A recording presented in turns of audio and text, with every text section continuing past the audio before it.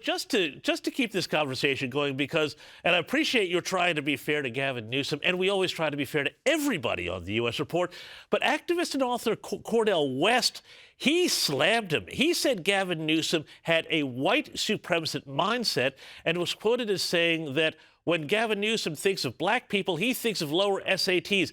That mindset sits at the core of white supremacy, the belief that black people are less beautiful, less moral, less intelligent. Don't play with us like that. Now, that's Cornel West, and he's a very famous African-American professor, very far on the left. Even if, your interpretation is correct, does this cause Gavin Newsom problems, when he does try and win the African-American vote, presuming he does run for president in 28? It could, but this, politics is filled with people with short-term memories. So will people remember this? Will this actually transcend into the average person who turns on the television once a week to see what's going on in the world of politics? That's ultimately the bigger question. And we're talking about quite a while before he can even, well, not can, but when he'll decide to announce. We have to play this game that he's not running for office, but when he decides to announce that he's running for president, a lot of things can happen between now and then. There are many things that Black voters can look at. His idea of having reparations and then putting this commission together and then coming back and saying, well, we're going to do reparations a different way. Just playing that game. There's plenty of things to attack him on. I'm just not sure about this. No. Look, and that's fair. And I appreciate you being fair about this, because it does seem, though, that the Democrats have an unhealthy obsession with race and with treating people, you're black, I'm white, we need to be treated differently rather than just being treated as Americans and voters and people with families and with normal needs and desires. But I was shocked by this story out of Los Angeles. Assistant Attorney General Harmeet Dillon has pretty much confirmed this week that the Department of Justice is cracking down on the Los Angeles school district because they are apparently using race to allocate school funding. And apparently if a location is 30% or more white in a school, they get less money. Have a look. It's not fair or legal to discriminate against any citizen in our country for government benefits on the basis of their race, whatever that race is. So this is the biggest, if not one of the biggest school districts in the United States. And this is, millions of students there. So this is big stuff, and we're going to take it very seriously.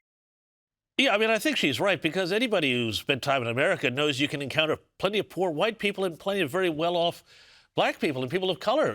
What do you think of this? This is a good move to attack this, isn't it? Yeah, absolutely. Nothing really surprises me anymore, especially stuff coming out of California. It's a matter of, thinking about it from a perspective of, is this something that a race communist would do? Yeah. And that's exactly what's been infiltrated in their school system. They have race communists that are within them. They think that to fight discrimination, you have to commit more discrimination. It's counter to the lessons that we all learned. I'll speak for myself as a 41-year-old man. The lessons that I learned when I was a kid growing up, that you treat people like you want to be treated, and that we should have a relatively colorblind society as far as how we treat people, right? But acknowledging that, yes, there are some cultural differences. Yes, I look different than you. All of those things are superficial and don't matter as much as the core of the individual. But what race Marxists do is determine what people are based off of how they happen to be born. They are the very thing that they claim to be fighting against. So I think it's great that the Trump administration is continually taking this whole situation seriously, going after race Marxists within our education system.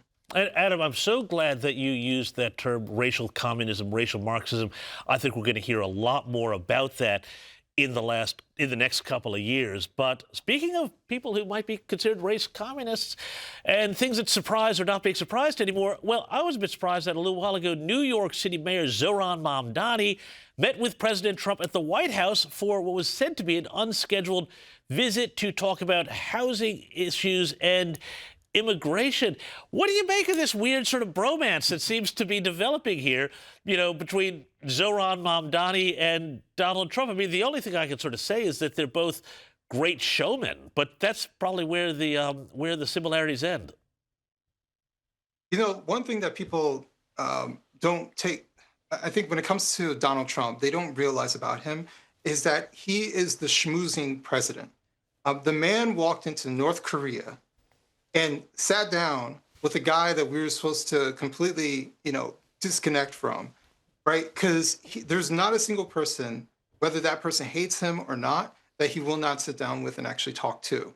So he's actually much more of a schmoozer than people realize, which is why before he was running for office, everyone loved him. Even the Clintons loved him. So that's why they invited him to their daughter's wedding. So I think it's very important that people realize that's his essence. There are lots of people who don't like him, and he'll actually still meet up with them and talk to them. So yeah, he's a schmoozing guy. He actually wants to have relationships with people, even if they don't like him, even if they don't agree with him. And he'll even talk out of both sides of his mouth. You might call him, I think the guy's a communist in one moment, but in the next moment, he's willing to work out a deal with them. He's done the same thing with Gavin Newsom. He's called him all types of insults, but at the same time, he'll call the governor to try to work something out to figure out how the federal government can help. So that's who he is. That's who he's always been. And Adam, as the old saying goes, game recognizes game. Adam B. Coleman, thank you so much for your time as always. Always thrilled to chat with you here on the U.S. Report.